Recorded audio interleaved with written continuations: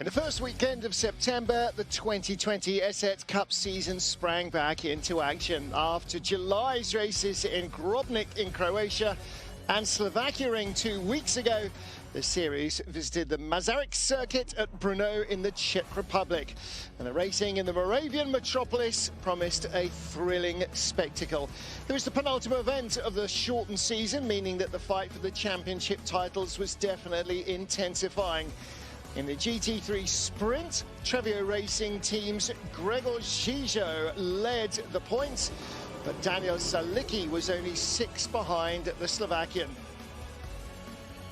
Žižo wasn't expecting the Brno weekend to be a walk in the park. He was very well aware that the Duck Racing driver would give him nothing for free, and he would need to do everything he could to grab the series lead at the end of the weekend.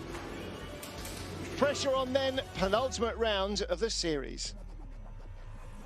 In Friday's qualifying, the Trevor Racing driver claimed pole position.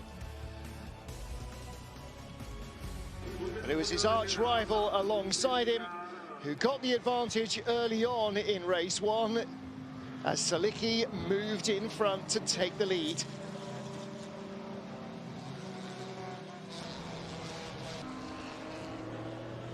But the balance of power changed, and in the end, it was the Czech racer who headed towards victory, his first win in a long time. Žižo refused to give up, though, and after a close tussle right at the end of the race, it was the Slovakian who came out triumphant, his first win of the season. Little difficult, he said. Circuit isn't really grippy, so you slide around a lot. It's pretty difficult because the tyres tend to wear when you do that. So I saw Dan got ahead of me at the start, managed to hang on to him and passed him with 5 laps to go.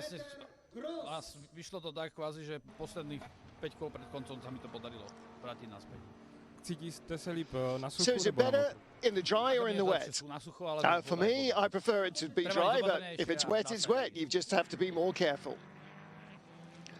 In the GT4 class, Ferenc Fischer finished his 2nd race in a row on top of the podium, ahead of Sergej Pavlovec and Peter Weyer. Miro Konopka took the D5 class, and Boleslav Vasek triumphed in GTC. After Saturday's victory, Gregor Žižo also wanted to win Sunday's GT3 sprint race. This time, though, he was forced to settle for 2nd.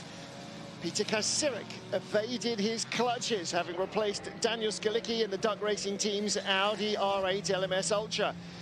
The Czech veteran had claimed pole position in the morning qualifying battle as well before going on to claim the race win. But Žižo at least had the consolation. The BMW driver's defeat didn't alter his overall lead, and he still has one hand on the trophy. Victory, though, went to the Audi driver. Really happy we made a deal with Gregor that we would race against each other. So he raced in the first sprint. Daniel Skalický started for our team and battled for the title. We'll see what happens in Hungary. We already said Gregor and I will race against each other, but he kind of yielded after lap 2. After that, I was a bit on my own.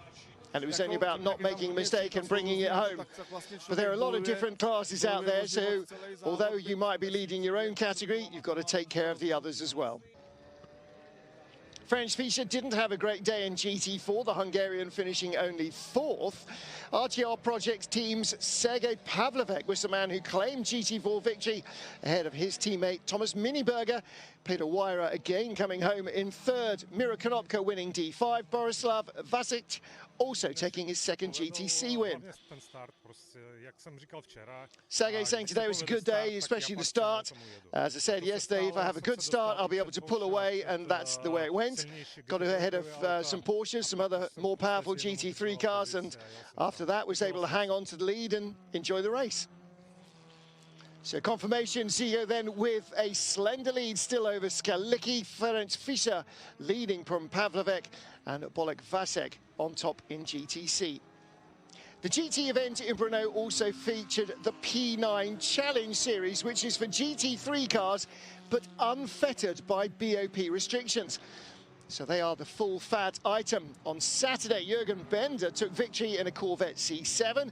He was joined on the podium by Hermann Speck in a Porsche 911 and Coach Mackenzie with a Lamborghini Huracan. Bender then managed to repeat his performance on Sunday as well in the Reiter engineering car. Coach Mackenzie again joining him on the podium with Porsche driver Heiko Neumann taking third. It was also the third event of TCR Eastern Europe. In the overall standings, things weren't as tight as in GT3. The Mira team's Dusan Borkovic had dominated the previous 4 races. Masaryk the Serb was looking to secure the title, but naturally his rivals would be out to stop him. Reigning champion Milovan Vesnic, Joachim Galasch, Dusan Kuril Jr., Michael Max, and Simon Jablonski had no intentions of playing second fiddle. But Friday's qualifying showed how tough it was going to be. Borkovic claiming pole by half a second ahead of compatriot Vesnic. Sanju Subek started in third position, but Borkovic's race pace was just as strong as his qualifying pace. He jumped into the lead at the first turn and was not headed thereafter. The Hyundai driver racing for the WTCR champions Mira team, run by Norman Mikulits, raced away at the front of the field, and he would claim his 5th victory of the season, sealing the TCR Eastern Europe title as he did so. In the end, Sandro Subek finished second, Simon Jablonski taking third, with Milovan Vesnic, the other front row starter, relegated to 4th at the checkered flag. It was quite similar like previous ones, but here I found that with the weight of my car now, the tires was really difficult to manage the tires from the half of the race. The drop from the front tires was huge. I think it's because of the maximum weight I have with my Hyundai. We managed to have the good balance for the quali, but for the race I saw that also Audi guy Sobek was really good, and I congratulate to all of them. It was nice feeling in a car. Let's hope to do the same tomorrow and to finish like let's everything all races with a victory. Drivers started race 2 with a grid set by the second fastest qualifying times. Pole position falling once more to Borkovic. At the beginning of the race, though, it seemed that there might be a more dramatic battle for victory. Milovan Vesnic made the best start to grab the lead. Sandro Subek, second on Saturday, had a poor getaway. He went off and lost a lot of time. He would finish 13th. But Milovan Vesnic's tenure of the lead was not a long one. Borkovic got by him on lap 1 as Subek tried to find his way out of the gravel. After that, an exciting battle developed for third between Dusan Kuril Jr., Michael Max, and Simon Jablonski. But out front, Borkovic was able to run away, nursing his sires on his way to another victory.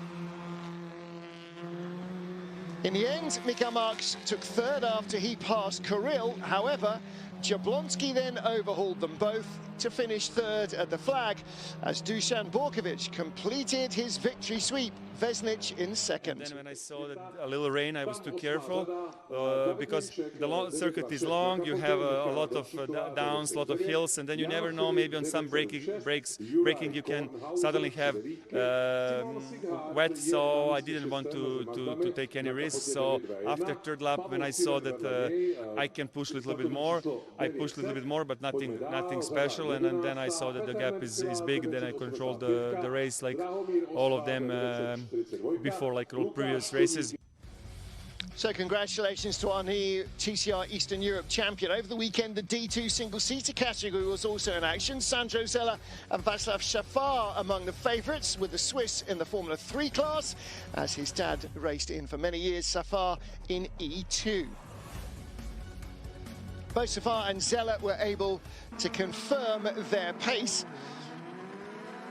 Sandro Zeller, like Father Joe, dominant force in F3, and he triumphed in both encounters overall, as well as taking the 2 Formula 3 wins. Safar won in E2 as well, and he was the runner-up in both races behind Zeller.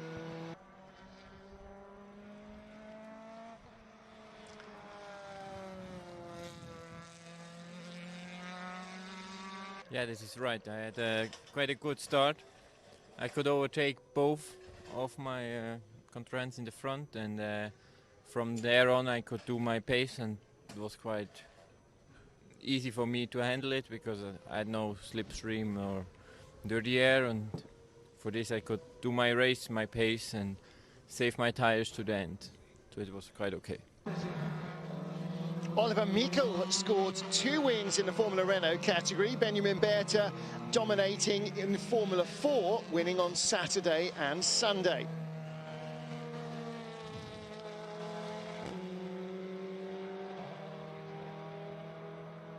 I'm very satisfied with this weekend. The qualifying was quite hard, but also in the race, in these difficult conditions, we got back on P1 and won the race. You said it was difficult conditions, so in what way was it difficult? It was dry or sometimes wet? How was it? But just an hour ago it was raining. It was still raining, so the track was drying up. There was still a lot of wet parts on the track, so we need to miss those parts. But yeah, that's why it was difficult. Saturday normally closes on Esset racing weekends with the endurance race, and Brno was no different. Gregor Zizo had triumphed in the GT3 sprint on Saturday, beating Daniel Skalický after a close fight. In the hour-long endurance race, however, the Duck racer driving sought his revenge. After starting from pole, he seized victory, strengthening his overall endurance series lead. He was the leader coming into the Brno event. Zigo finished second, sharing with his compatriot Stefano Rosina. Thomas Miniberger and Sergei Pavlovek, the crew of the RTR Projects team, triumphed in the GT4 category, while Ferenc Fischer and Lubomir Jakovic finished second. Gabriela and Philip Seiler finished third in their first start together in the Esset V4 Cup.